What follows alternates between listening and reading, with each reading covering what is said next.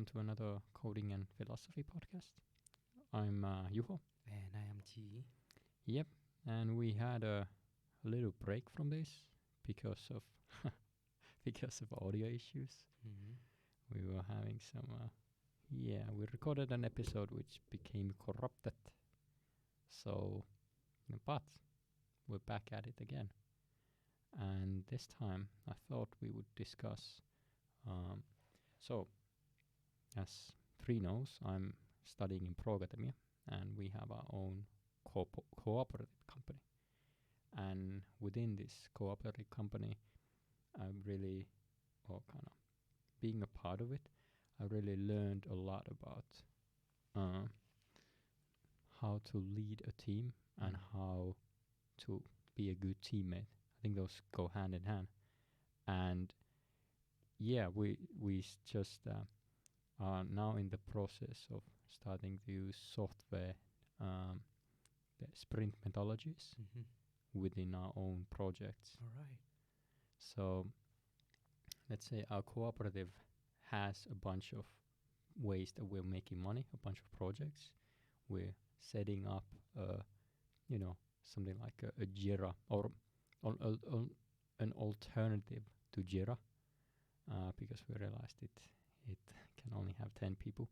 But anyways, and then we create different projects, and then we manage the whole. Well, we do the project management, and it's. I've realized how. As I was saying, we started to implement the software development methodologies and the sprint planning methodology within our own cooperative. So I've really realized the value of it, how you can do it. Just my experience as a software developer and being part of utilizing these concepts, I can take them and use them elsewhere as well. So that's what has been happening to me. All right. So you will take what you learn. You take the agile methodologies and apply that to your cooperative. And how come does the agile methodology help your cooperative with specific example? Well, a specific example is that right now we are really kind of being disorganized with our projects. So for a lot of the team, if you ask me or one of my other teammates how many projects you have and what are you working on, you get two different answers. So there's no cohesiveness because we don't have a tool that we use for the project management. We don't really have any way of doing project management currently. So this is a prime time, I would say, to implement the things I learned working. Holy moly, that was loud.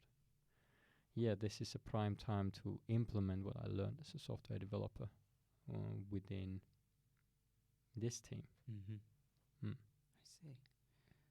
Is there any benefits and improvement after the implementation? Well, let's say we're still in the beginning phases. I think this is something that I will get back to on a future episode of the podcast. So this is the early stage that you decide to implement the methodology to your current work practice. Exactly.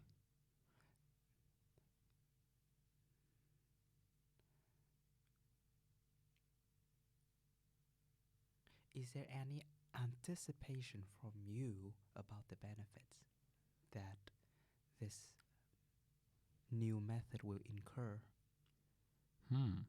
Well, the anticipation is that we get some structure to our project management. And for example, this is my hope that if you ask me or my teammate or any of us, what projects does your cooperative have? Everyone gives you the same answer, and everyone roughly knows where each project stands. Although I'm not sure if that's what I want, because if you don't really need to know what other project, like not everyone needs to know that where are the other projects, but at least be able to name them, you know, name that, okay, we have, or name the number of them. Mm-hmm. That would be a start.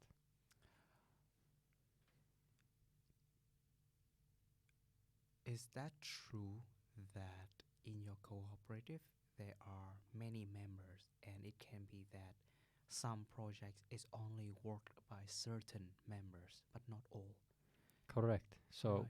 we're doing anything that makes money, and some of our members, because our main resource as a cooperative is people, and we use these people to make money, and they have different skills, different skill sets. Like I'm a developer, there's another developer, and then there's someone who's done TikTok videos for a while, so she knows, she's able to produce TikTok content for companies. Mm-hmm. So we all have these specialities, and then we, you know, I'm not, I would be more comfortable making money using my development knowledge as someone else through TikTok.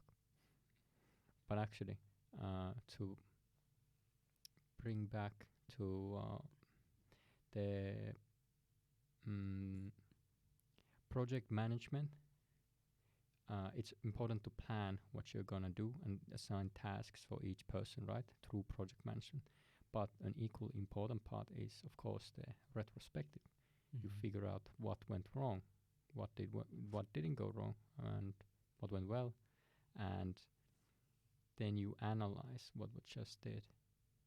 And I've read this book about leadership, and of course, if you want to encourage, or the way you create new leaders, that was what the book was about, and it described that you need to somehow instill this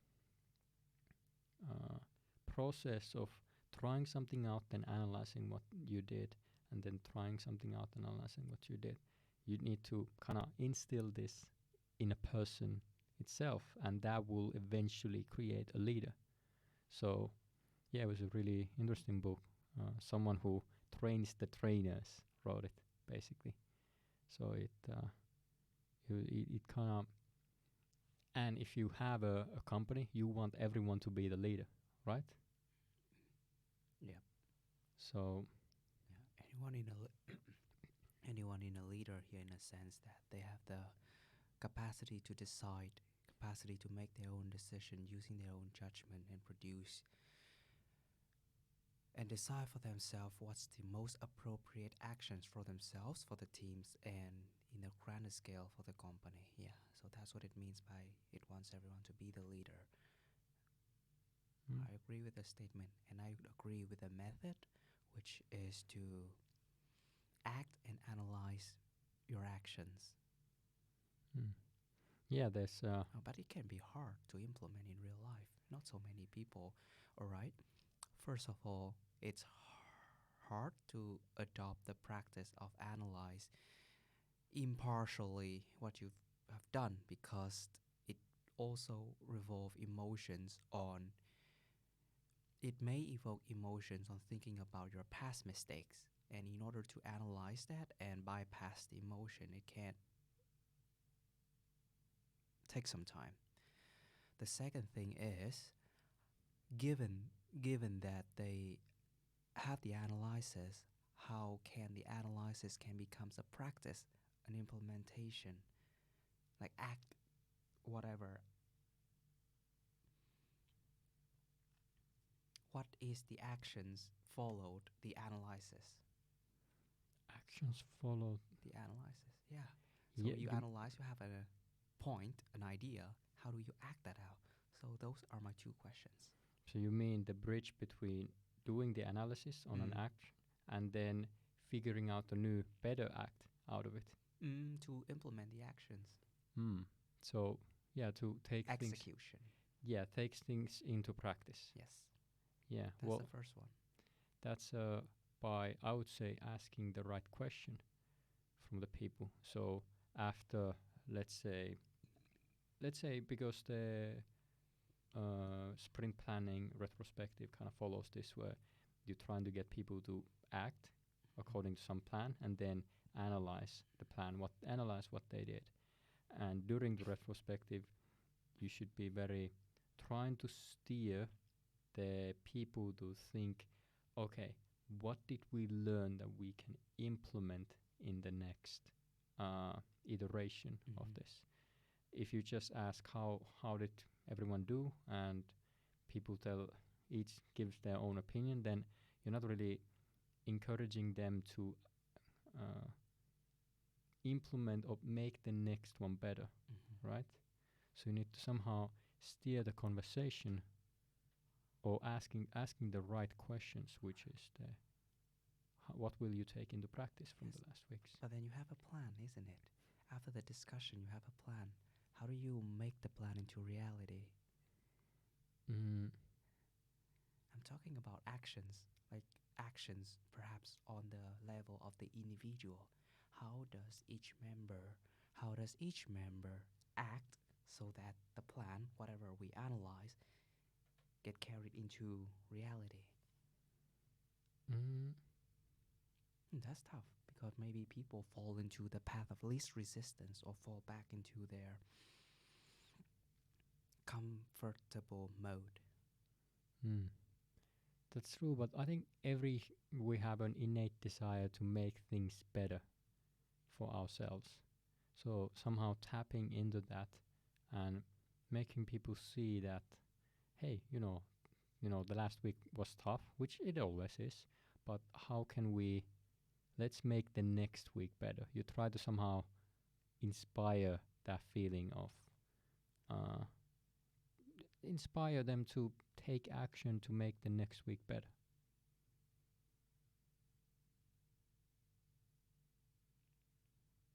So by inspiring people, you want to invoke the inner calling of them to make things better.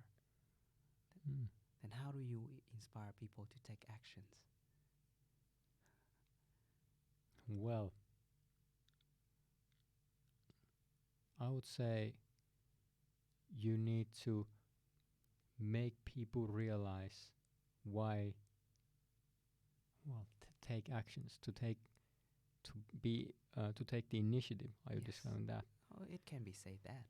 I would say here's something I learned: making the environment safe enough that people are willing to make mistakes. Because oftentimes people don't want to take action because they're afraid what happens if something goes wrong. But it's just, I would say, creating an environment where it's okay to make mistakes. Then how do we foster the environment where people can be safe to make mistake? That's I'm just asking question after questions to peel down, like, how do we act that out? How do we? It's good if we analyze the actions, and then we have some insight after the analysis. Then how can we implement those insights? Anyone can think, anyone can produce an idea, or anyone can produce a plan. How can we turn that into reality? Okay, back to there. How do we foster the environment where it's safe to make mistake? I would say fostering an environment of trust, or making people believe that making people know that it's okay to make mistakes. And one thing that comes to mind is, first of all, making sure that everyone within the team and everyone within the group can really say their honest opinions and not be attacked. And I think it comes into play where there's so many different types of personalities, so many different types of people, so many different types of life choices. So just being able to accept the differences within people, I think that's a big thing, because then you have this environment where no one is trying to change anyone. I'm not trying to, let's say we're in a team. Can you say that sentence again? No one is trying to change anyone or make them right, convert anyone Mhm. to align so that you believe what I believe in. Mhm. Does it make sense? Well, are we trying to align people to our common goal? Well, our common goal. How do we align the innate personality to a common goal? Well, I think that would be a good discussion for the next episode. Huh? So, Can we? the time flies. Okay, And I just asking questions. I didn't discuss anything per se. yeah, it's fine. But time is running All out, right. so we'll see you on the next episode. And remember, keep on philosophizing Yes, and and asking more questions. yes, and sometimes coding, but not all the time. Bye. Goodbye.